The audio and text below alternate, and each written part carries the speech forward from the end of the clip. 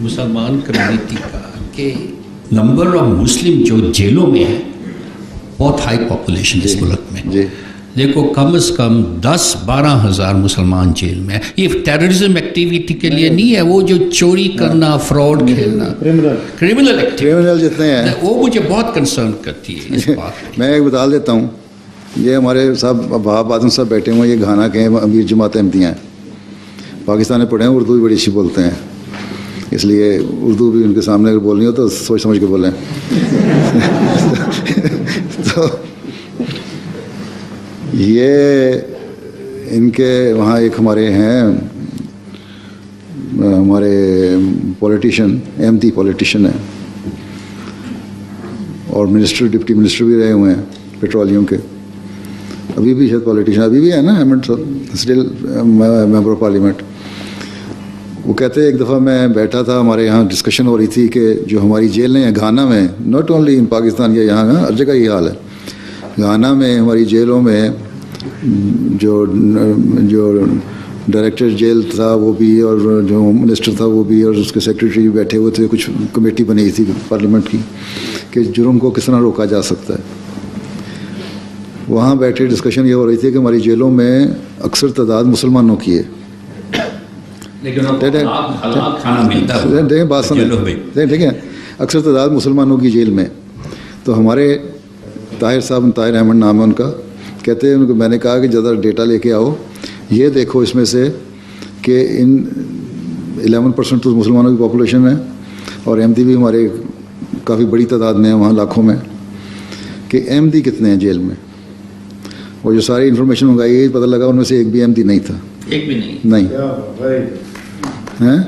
وہ اس لیے کہ ان کو بتایا گیا کہ تمہیں یہ کام کرو گے غلط تو تمہیں جماعت احمدیہ کی طرف سے سزا ملے گی. ایک اٹیچمنٹ ہے ماں باپ سے کے پہلے, فیملی کی اٹیچمنٹ, پھر اس سوسائٹی کی اٹیچمنٹ, جس کی وجہ سے باوجود ان حالات کے ان میں سے ان بچت ہے. ہو سکتا ہے کہ 0.01% ہوں بھی یہ نہیں, لیکن وہ جو اس وقت ان کو انفارمیشن فوری ملی اس میں سے ان کو 300-400 آدمیوں میں سے کوئی نہیں نکلا. تو یہ چیزیں تو چاہتی ہیں محنت کرنا, معاشرے کا بھی کام ہے اور ایک گراس روٹ لیول پہ فیملی کا بھی کام ہے.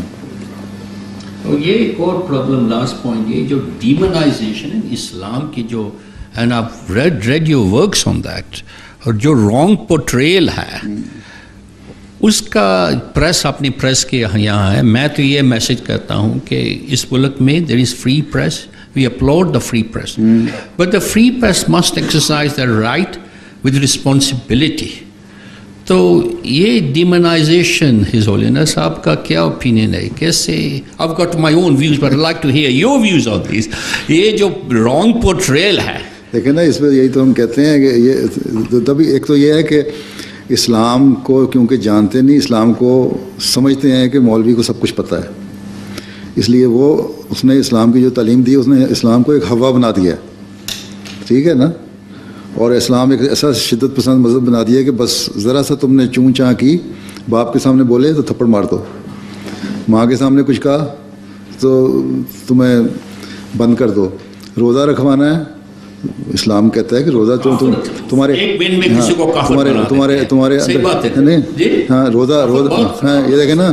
اب اسلام مثلاً کہتا ہے کہ روزہ رکھنا فرض ہے, ہر بالغ پہ فرض ہے, بچے پہ فرض نہیں ہے. اب بچے کی عمر کیا ہے, اس کی گروئنگ ایج جو ہے, پڑھ رہا ہے, امتحان دے رہا ہے, تو 15-16 سال تک تو اتنا زور بھی نہیں دینا چاہیے, اس میں عادت پڑتی ہے, آہستہ آہستہ عادت ڈالنی چاہیے. لیکن یہ کہتے ہیں کہ 6 سال کی عمر میں روزہ رکھوا کے کمال کیا. پاکستان میں کئی کیسز ایسے ہوتے ہیں, روزہ رکھا, گرمی کے دن, لمبے دن, بچے کو بند کر دیا کمرے میں, شام کو کھولا تو بچہ مرا پڑا ہے. یہ اور کہتے ہیں یہ اللہ کی خاطر مرا اس لیے جائز ہے, شہید. یہ تو اسلام نہیں نا ہے.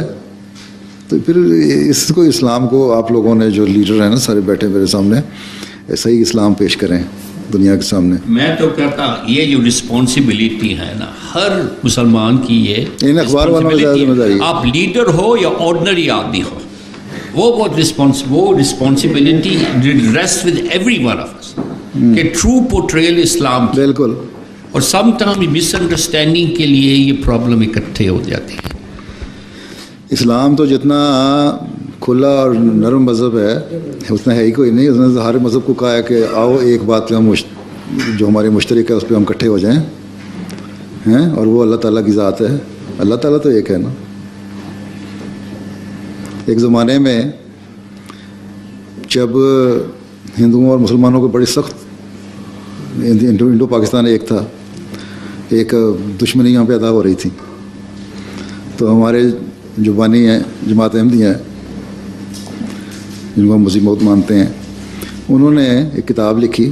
اس میں ہندوؤں کا کہ گو مسلمانوں کے لیے گائے کا گوشت کھانا جائز ہے اور ہم نے کھانا چاہیے, اور کوئی وجہ نہیں ہم نہ کھائیں. تمہیں اور تم لوگوں کے نظر میں گائے مقدس ہے, لیکن امن قائم کرنے کے لیے, تمہارے جذبات کے خیال کے لیے ہم گائے کا گوشت کھانا بھی بند کر دیتے ہیں, بشرطے کہ تم یہ عہد کرو کہ تم بانی اسلام حضرت صلی اللہ علیہ وسلم کے خلاف کوئی بات نہیں کرو گے. تو یہ تو آگے معاشرے میں اس طرح کوئی جو بات کی جائے تو پھر اس کا زور بھی ہوتا ہے, لیکن اگر پتہ ہو کہ خود ہی عمل نہیں کرنا تو لگنے کیا کرنا ہے.